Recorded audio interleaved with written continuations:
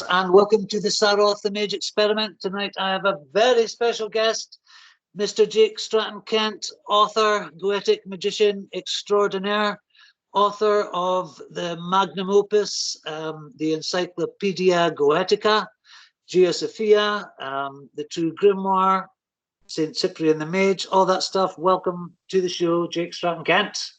Oh, very pleased to be here, Saroth. Yes, it's an absolute honour to have you. So I haven't, and you know me, I never really do any questions or anything like that. But I thought we'd talk about first is the ancient, archaic even, roots of the grimoires. And kind of, I'm very interested in how shamanism kind of became religionized and all that stuff. Could you tell us a bit about the original Goes or Goets? Well, that's certainly a right to be called shamanic, although it's also been said that since we have a European equivalent in Goes, we don't need to mention shamanism. But yeah, they did favours for the dead, travelled on behalf of souls and so on, did the whole underworld journey. So you could say the roots of Goetia were shamanic, although, as I say, Walter Burkett said, since we've got a word for it, we don't need to say shamanic, we can say it's Goetic. But Goetia comes from shamanic origins, but it's important to stress that we're not claiming any sort of shamanic aspect to the grimoires when we point to that historical root. So Goetia has become something else over time, but yeah, it has a shamanic origin and a shamanic motif of sorts embedded in it. Yeah, so you were one of the first to state, and for me anyway, because I can only speak from my own experience and my own reading and learning, that Goetia wasn't just one book of the Lesser Key of Solomon, the Meggetto. That was pop magic's idea of Goetia.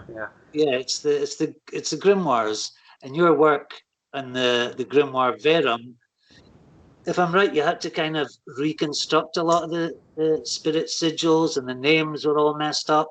None of the public editions agree, and there is definitely a bit of a paper trail to figuring out some of the identities and the appropriate sigils which go with which. Yeah, that was a bit of a treasure hunt.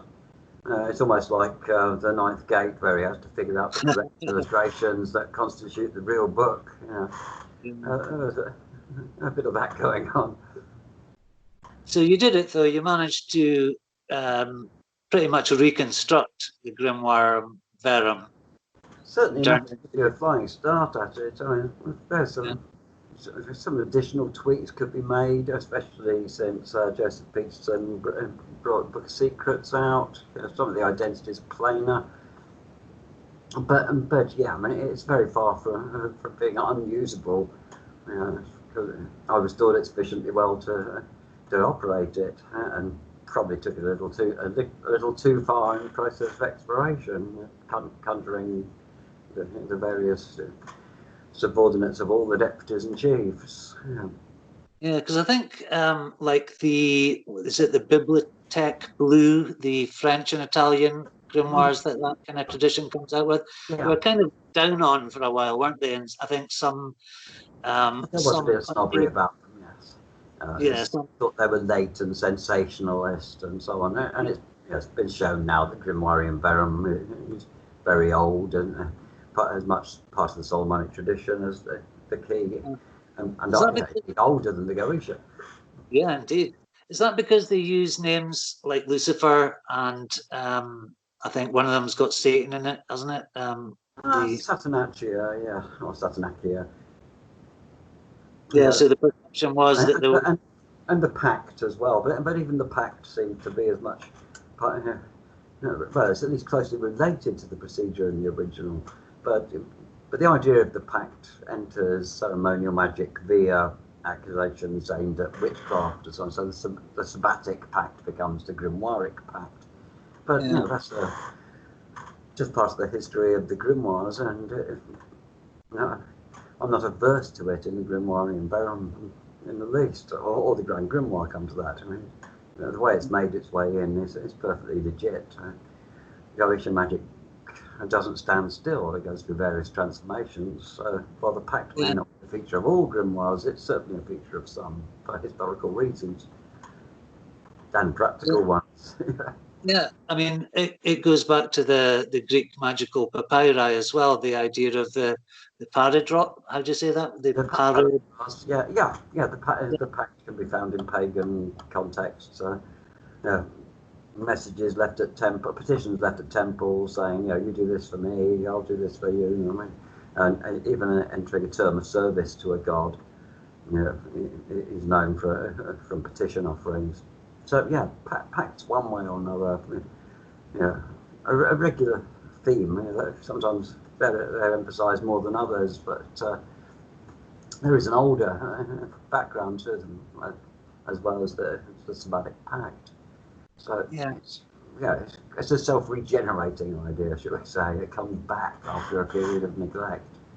Yeah, I like the idea that systems evolve and spirits evolve, because when I first, I've been interested in magic for a long time, but I'd always kind of avoided the grimoires because to me they seemed very sort of stuck in the past. They seemed very Christian. There's a lot of extended prayers, consecrations, which I realise are important in the context that you've kind of put them in a more Greek, Egyptian, all that kind of stuff mixed in.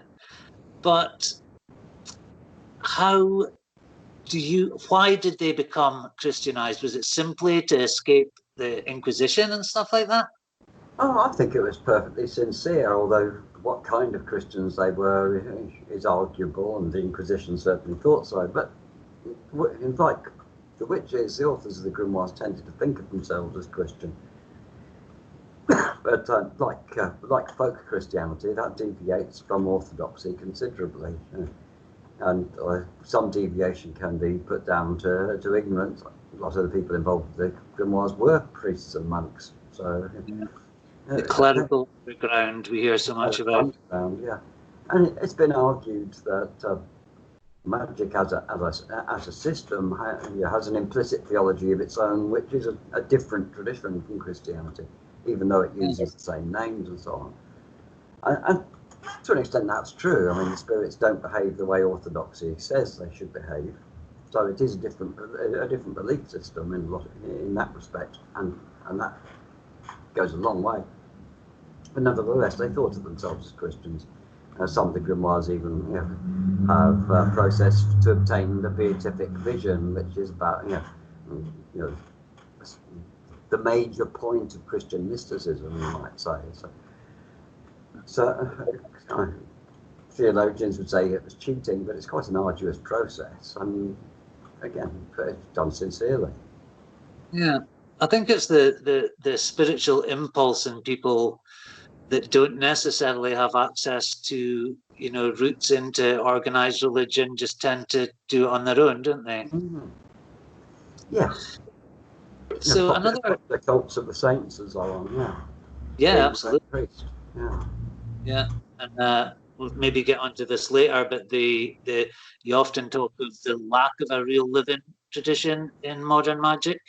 It seems like we've kind of grown out of Thelema to a certain extent. The Golden Dawn seems very stale and confused nowadays. So we're reaching back to these grimoires, and with Stephen Skinner, Joseph Peterson, and yourself, primarily among them, I would say. Well, the grimoires represent a tradition that's always been there, rather than a revivalist invention. So we may not like the Christian tone of some of them, maybe all sorts of things we don't like. But if we're looking for an authentic and long-lived tradition in the West, the grimoires represent it. And we have to get over ourselves and examine it on its merits. Yeah, I mean, it's the best working system for contacting spirits that the Western world has come up with, as far as I know. Mm-hmm. And one where we're not playing spiritual tourists. I mean, the grimoires are our legitimate inheritance if we care to claim it. Yeah. So we're not playing at voodoo and so on as an interloper and non-initiate. I think with the grimoires, we have a right to go get our fingers burnt really badly if we want to.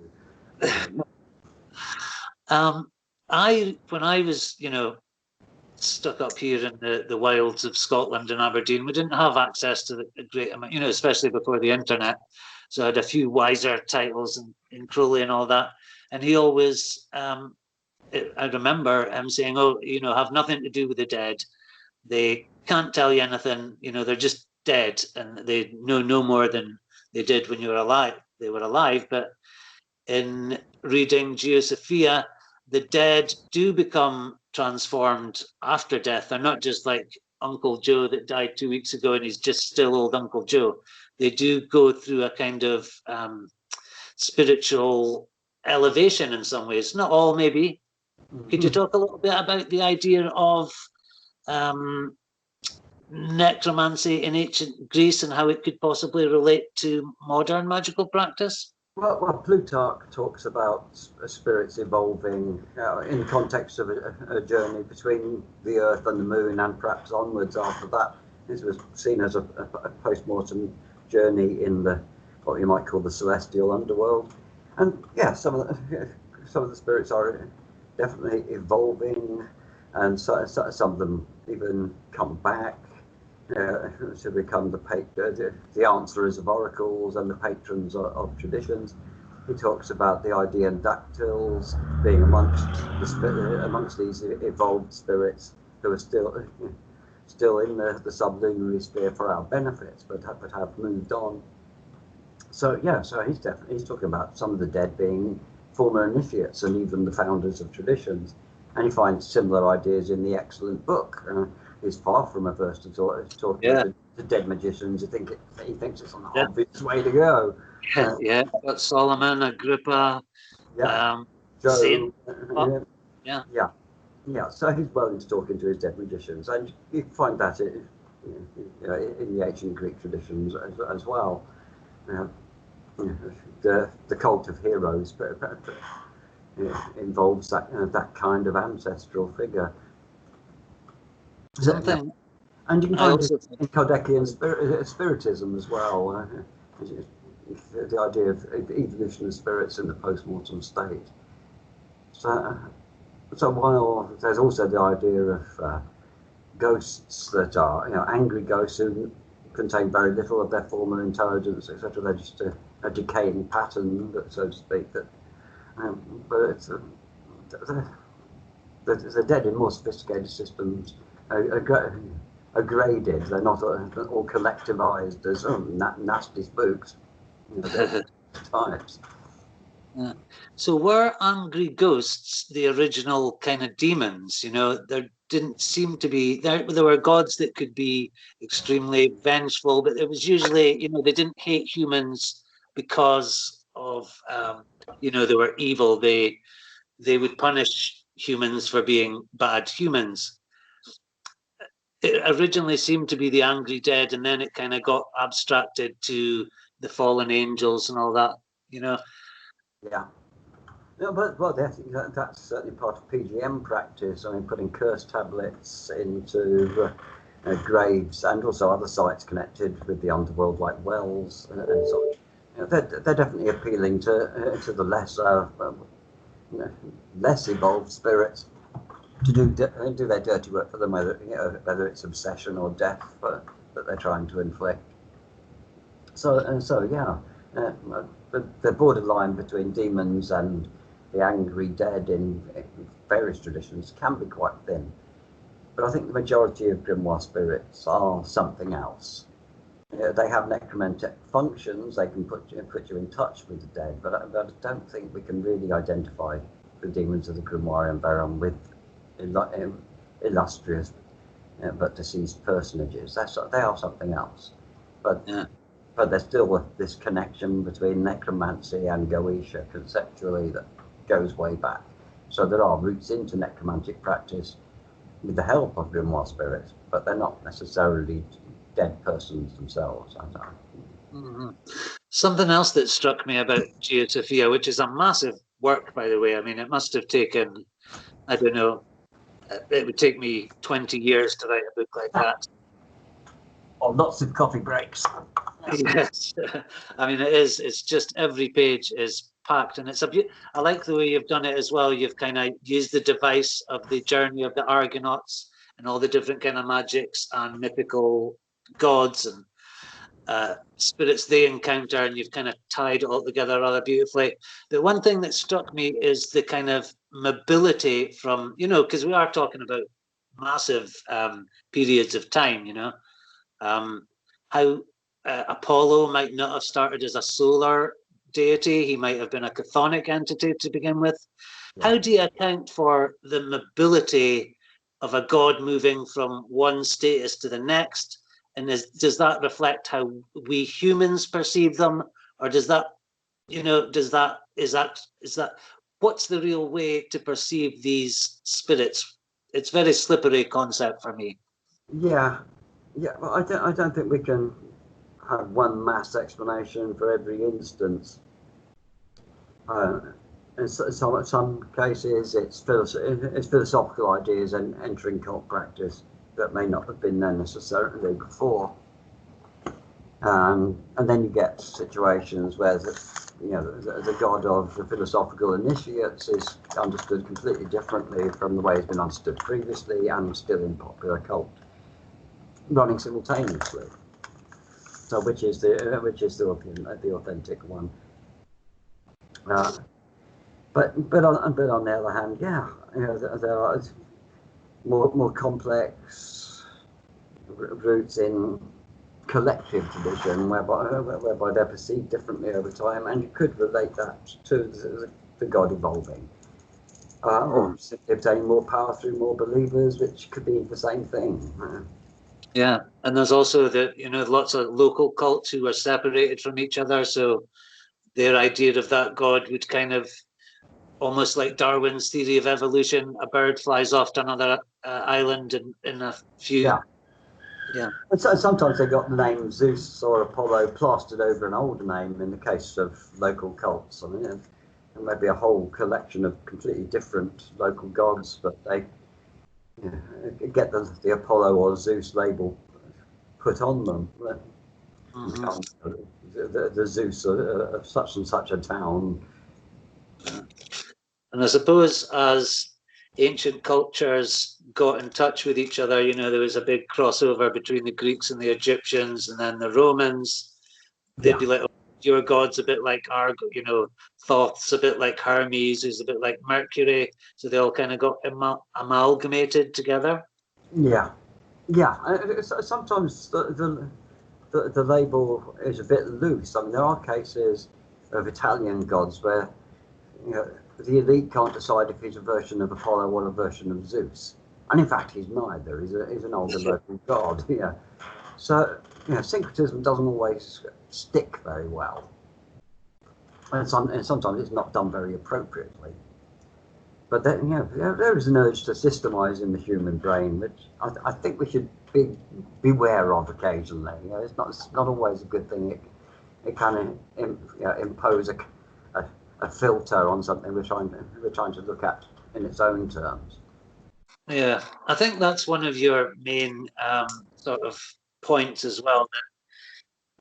That natural religion, observing nature rather than going off the kind of Platonic idea of it's all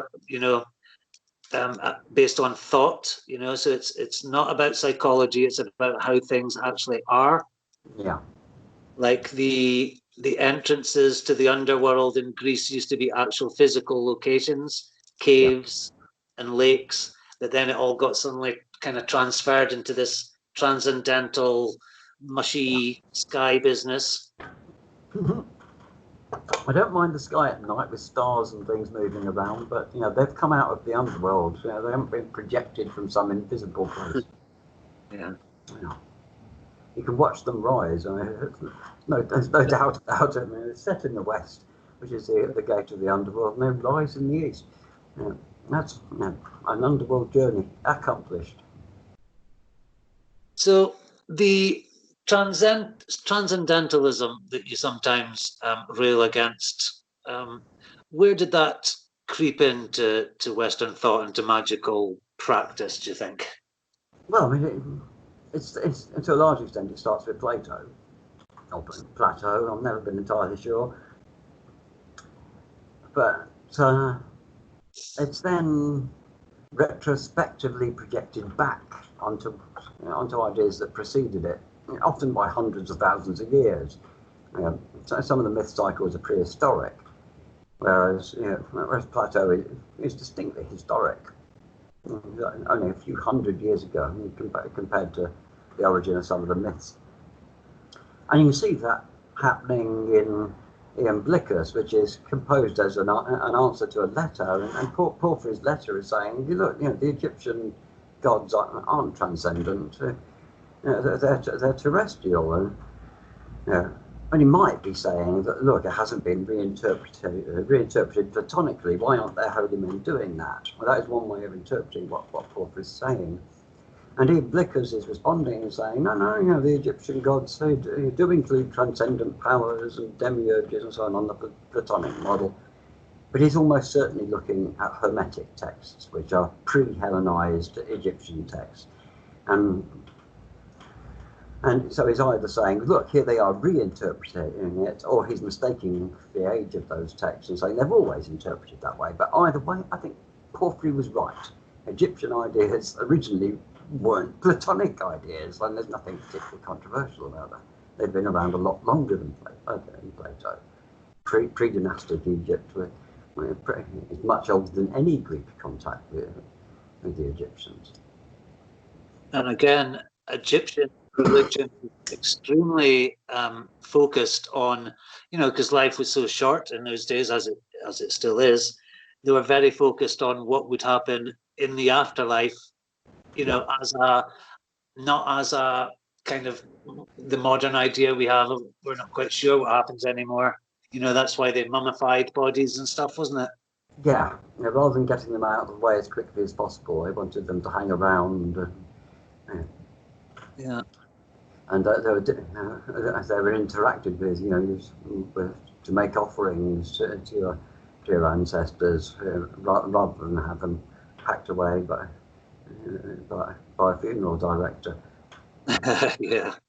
Yeah, we do treat death in a very unhealthy way nowadays. Very convenient and out of sight.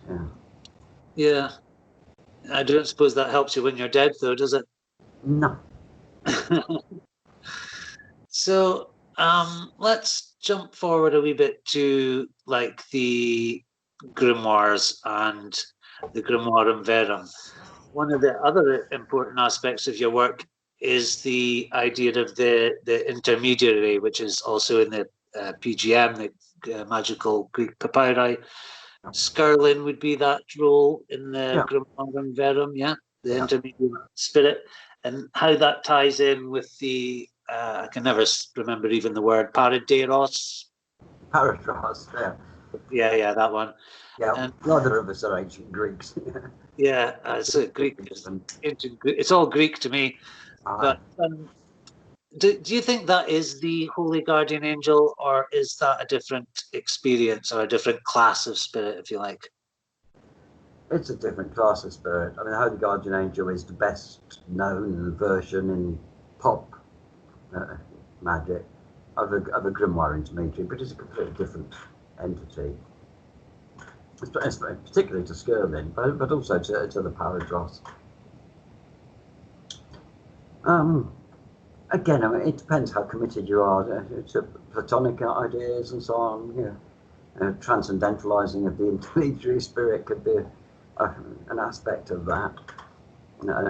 How we end up with something like Abramellin's angel instead of a chief of the Eastern demons as the go-to guy when you want to talk to demons.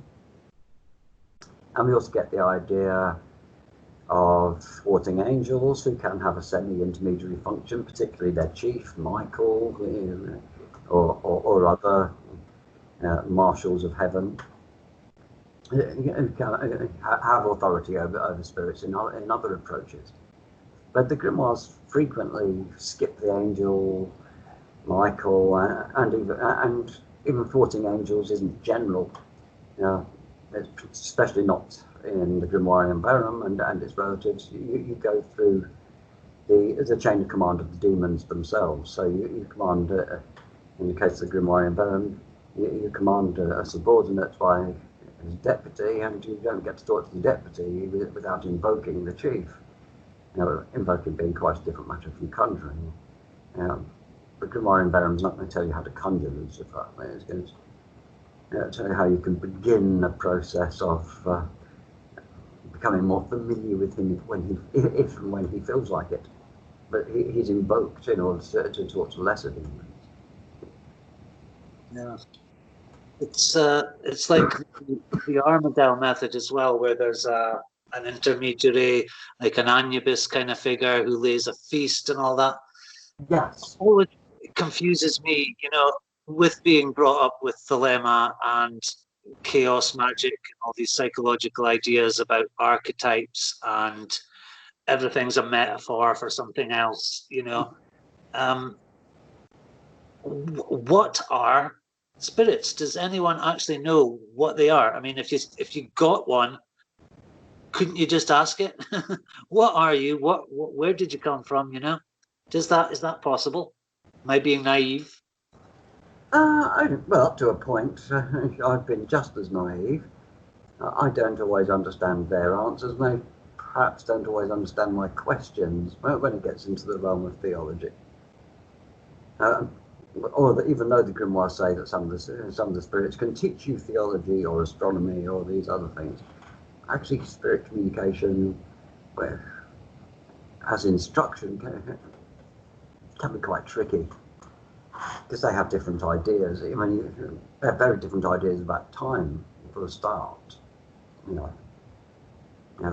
we get into something that's going to last 2 or 3 years, they may think it's a waste of time. What are we bothering with that for? Let us know when you're done. Whereas we think it's really important at the time, and the spirits may be reluctant to really give you much feedback on things that they don't consider important, or where they think the question's wrong. So how do you actually, I think you said it, didn't you, when you were first doing the pact, you did have to conjure to a kind of semi-visible appearance, at least? Well, let's say I did have appearances, but I didn't have authority over those spirits. And it's perhaps not absolutely necessary that they do appear, the chiefs of the spirits. It really is a matter of invoking them, rather than conjuring and commanding and binding them. So, but it's a bit of a grey area. If they, as a mark of favour, decide to appear, even if briefly, or show you a sign that they've given their consent, it's still of their volition, I'd say, rather than your compulsion. Yeah. So you talk to spirits by you hear them, or you use some kind of form of divination in the middle of the ritual. How would you actually achieve conversation with a spirit? I learned quite early on to be flexible, rather than decide how the spirit's going to talk to me. I set up 2 or 3 options, like the expression belt, braces and string in your pocket. After an early operation with Vasagar, we were trying to use a magic mirror, and he decided to go for automatic writing instead. So, ritual conjuration is a long and intense process, and in my experience, that makes me more psychic than usual. I'm more likely to see, I'm more likely to hear, but that's not as dependable as having a good seer along with you, certainly as long as they're reliable. But I've learned to take divination methods as an option, particularly pendulum. I find a lot of the Ferrum spirits very capable with the pendulum. Yeah. It can give quite quite long and detailed responses. That's interesting. I was looking at mastering Witchcraft, the manual that you started with. Mm-hmm.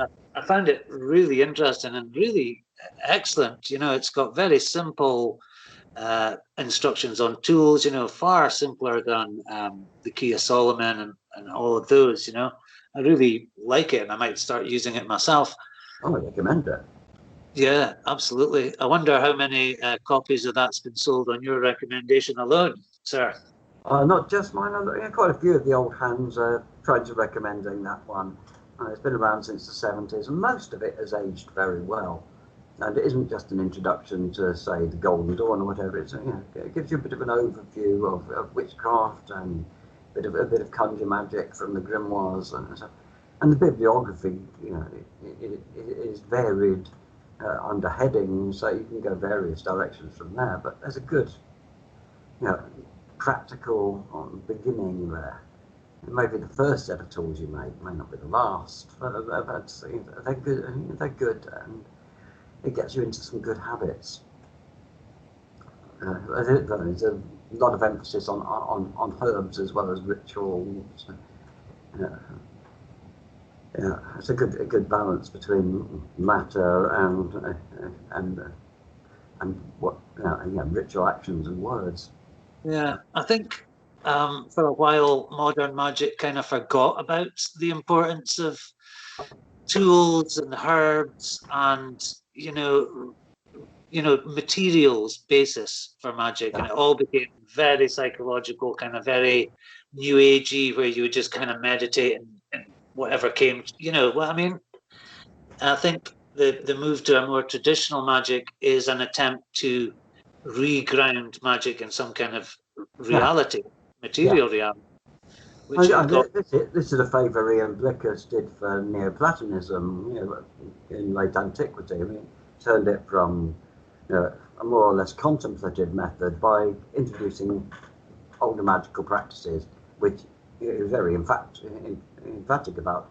You know, involved materia, whether it was, you know, stones or plants or even animals and so on of an appropriate nature. So as well as thoughts and words, which are kind of in the same league, he insisted on material and ritual. As interlocking parts, and the grimoires have that usually.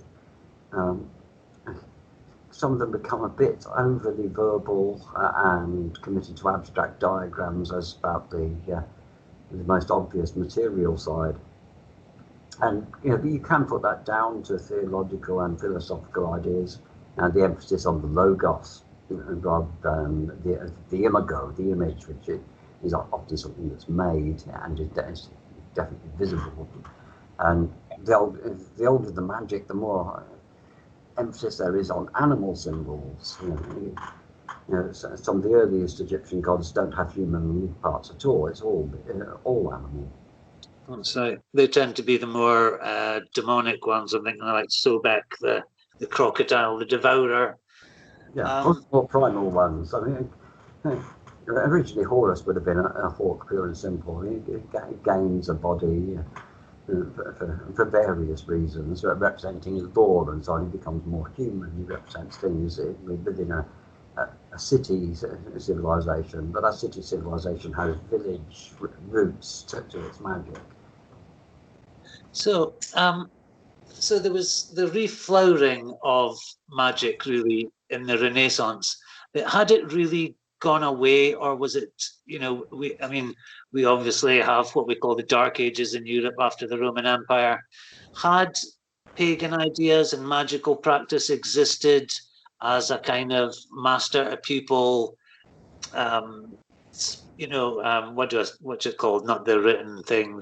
When you pass it from pupil to master to pupil, like what I'm getting at is Margaret Murray's The Witch Cult in Europe, which it made quite a splash when it came out, and then everybody was like, well, no, that's a bit silly. Actually, there's no evidence of a pagan cult existing and family lines and stuff. But then I'm thinking, well, if the grimoires you did say that you think the Christian ideas were quite sincere, that just the very fact that the paganism has existed right through to that age, there must have been some kind of chain of reception, or was it just a pile of dusty old grimoires that hadn't been looked at for a few hundred years were suddenly rediscovered in the Renaissance? It is a literary tradition rather than a living tradition, in the sense of say folk belief, where everybody in the village is going to know what you're on about. When you say hello to a magpie, for instance, because that's recognised, and earlier on would have been even understood. What you were saluting, one or other of the powers through its animal form. Whereas in the grimoires, it's acquired knowledge, and it's restricted. So yeah, the grimoire may sit on the shelf, skip a generation or two before somebody else picks it up, and it's continuous in a different sense to a hereditary tradition, say. There's allowed to be gaps, and there will certainly be variations, and it's not general knowledge, it's special knowledge. But at the same time, underneath the Christian veneer, the mechanics are consistent back to a much earlier time. In the same way that Platonism can be a veneer over pagan belief and imposes philosophical ideas where formerly there were none, Christianity imposes a theological veneer, not very consistently with Orthodox belief, but it's nonetheless there. And in some ways that's there for simply out of convenience. The stages of ritual magic need a few ritual nuts and bolts. So it's a reinterpretation of those nuts and bolts that maintains the structure more or less as it was. And it's just been painted a different colour. What are the non-negotiable nuts and bolts of ritual magic in your experience? Oh, well, people like Stephen Skinner and Crowley talk about 6 stages of ritual. I'm not going to list them, particularly under their Latin names, but they involve things like the preparation of the place and its consecration and so on.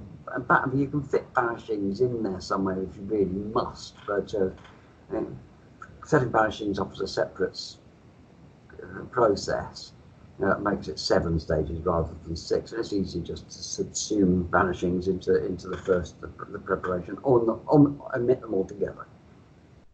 But yeah, consecration of the place and making of the circle, say, involving prayers of consecrations on. Well, you can see why Christian liturgy might be useful if it's the familiar one.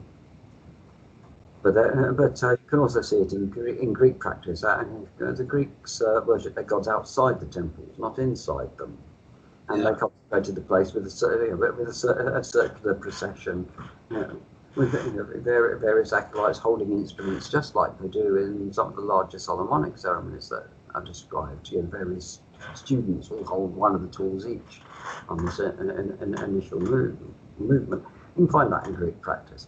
Consecration with sprinkling and incense and going around in a circle is all there in straightforward temple ritual. So the Christian veneer is just an alternative colour scheme in a lot of ways. So that the stages of conjuration go through, you can subdivide most of these stages.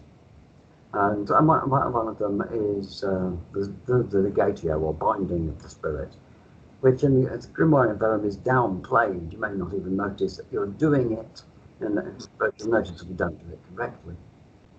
And the invoking with authority is conjuring and binding at the same time. By the time you get through the higher, trickier personalities, the subordinate spirit is going to be reliable. Any difficulties you're going to have are going to be earlier on. And a failure in binding, it can be catastrophic. So, all those nuts and bolts are tried and tested, and they are there for a reason. Because yes, you can go badly wrong if you're winging it and don't understand this implicit structure that actually works, regardless of the theology you paint onto it. As long as the process is there, you're going to be successful. And again, there's an oath and confession between the initial consecrations and getting into the invocations and conjurations. And even that arguably is pre-Christian. A ritual humbling of the magician, and it's part of the ritualistic preparation and penance. The 7 penitential psalms are used a lot for that stage in Grimoire ritual and ritual derived from it. But they're probably Orphic and Chaldean purifications that are older than those.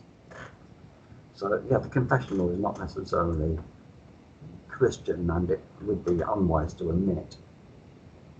But the final license to depart is not necessarily synonymous with a banishing, although, and even in Cronian ritual, license to depart is given prior to the banishings, if any. So, yeah, again, you want to be sure the spirit is gone. Some of these spirits are genuinely dangerous, and they're not all fluffy bunnies, even if they serve a legitimate function in the universe. So, yeah, being sure that it's obedient with the binding and being sure it's gone with the license shouldn't be dismissed as just demonizing the spirits. No, they're there for your protection as well. You learn which spirits you can trust and in what circumstances through experience. Until you've got that experience, it's as well to have the safeguards in place.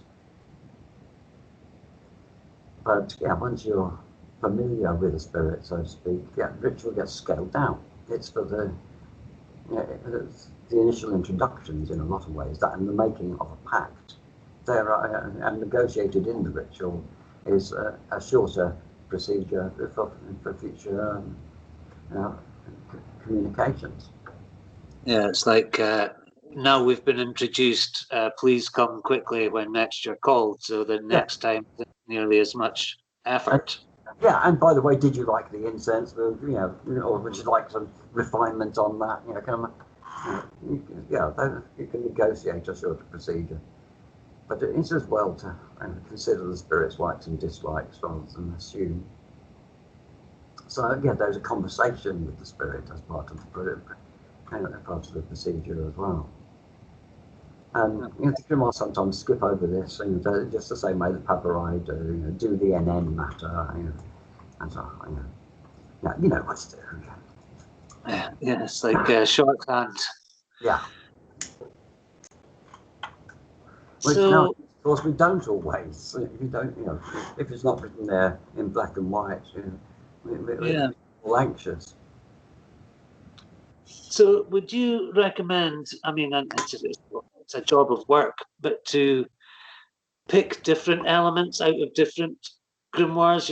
There seemed to be for a while the kind of purest thing in grimoire magic when you stuck to one book and you did every single instruction in the book, but then there are great gaps, so you can only fill it by maybe taking a bit like you did with the Grand Grimoire and the Grimoire Ferrum. You have to take spirit, and kind of see what works. So there is room for experimentation, but you've just got to... Yeah, it's not always going to be successful, but the only way to gain experience is to do things. And for myself, I was lucky enough to identify what the so-called classical structure within Crowley's writings, Magic and Theory and Practice specifically. So I had a ritual skeleton, and I could, to an extent, pick and mix my nuts and bolts. And if the papyri, for instance, only gave an invocation and a few other details, I could fill the rest in from other sources. Sometimes from within the papyri, sometimes not, or I could insert papyri invocations into grimoire structures. It's got this 6-fold structure. This is my invocations. Well, it's going to need this bit and that bit, which aren't specified in the text. So yeah, you can fill in your like a spreadsheet almost. You know, your 6 bullets and make sure it's all there. Another thing that was very enlightening when I read your works, Encyclopedia Goetica is the one that I've studied most thoroughly, is, you know, when when I looked at the grimoires, I thought, so you're going to go to all this tremendous trouble and effort to find a lover or to find buried treasure. And I was like, you know, is it really worth it? But I think you hint like invisibility spells would be more maybe meaning that you could, you know, go into the underworld unseen, and you know, they seem very trivial goals. I mean, I suppose that finding a chest of buried treasure in the countryside would be quite nice, but are we to take it that there is some metaphor at work there? Yes and no. I mean, there are times in history and places in the world where there's been obsessive magical treasure hunting. It's definitely something that magic could be legitimately turned to in the right sort of area. Sometimes involving a certain amount of scamming. Yeah, we'll find treasure for you, but you'll have to invest, that sort of thing. Yeah. But yeah, that sort of thing was definitely going on. But at the same time, it's relying on folk memory of being able to enter the underworld. And it's undergone various transformations. Christians took over responsibility for the dead, so you know, the old necromantic roots were changed, and you know, lots of ways that things were understood. Well, yeah, interpreting an older picture, but often for lesser means. So the magician might not have seen himself as going down to Hades to save a soul. He was definitely interested in digging up some gold. But the actual mythic themes underlying this were the same. You have to chase away guardians of the treasure often, just as you have to deal with guardians of the underworld. And burial mounds were amongst the places likely to get dug up, which were also seen as the abodes of fairies and entrance to the underworld. So the themes interlock.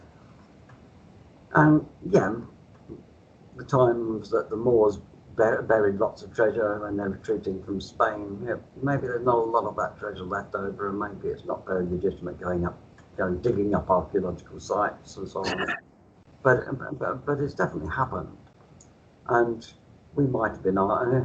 You can imagine if you're working for a local community, blood spells could be quite an important thing. Whereas for a solo practitioner, you might have different moral ideas entirely.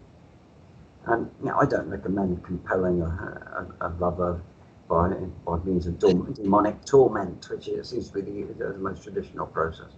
Yes, you know, it's a bit rapey. So you know, my magic doesn't tend to pursue those lines, even if they are traditional one way or another in different times and places.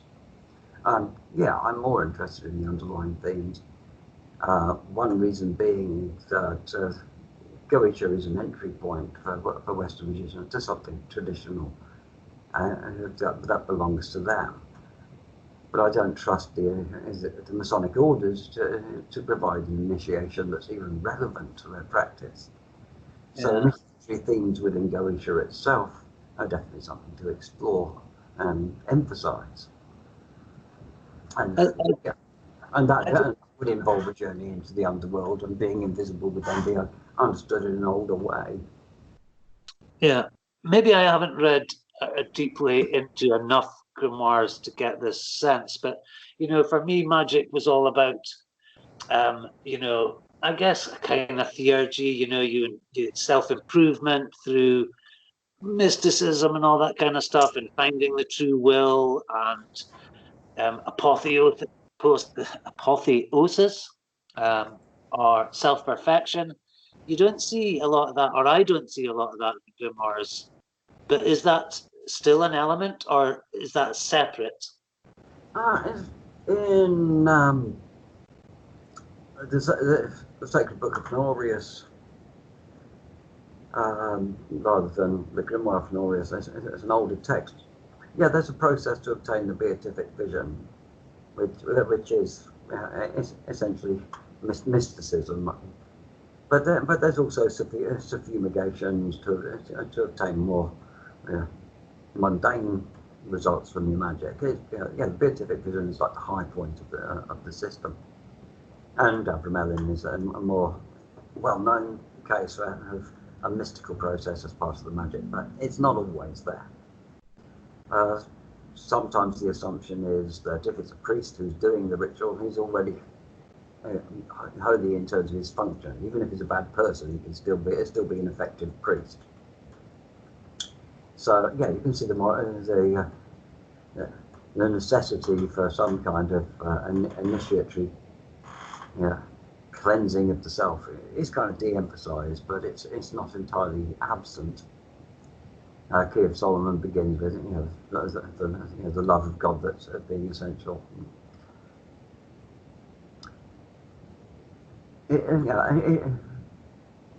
It's nonetheless the case that magical practice can be initiatory in its own right. When Goetic magic can be initiatory, or bring you into the ballpark where you have to change, and you can change. There will be forks in the road where you can go badly wrong, or you can evolve and learn and improve your mastery. It's almost like an inconvenience, though. I mean, I want to do magic, but I've got to see the spiritual progress in order to do it better. Yeah. So, it's nonetheless there. Being true to yourself, true to your word, and more or less unwritten rules. To want the spirits to obey your word, then your word has to mean something to you. And that is moral or ethical, although not necessarily philosophical. Yeah, one of the first things I read in Mastering Witchcraft was a witch always keeps his word, or her word, I should say. Yeah. So when I wondered if the interview was still going to be on, I was like, "There's no way Jake's going to let me down. He gave his word." Yeah, that's right. Those bloody minded are keeping it.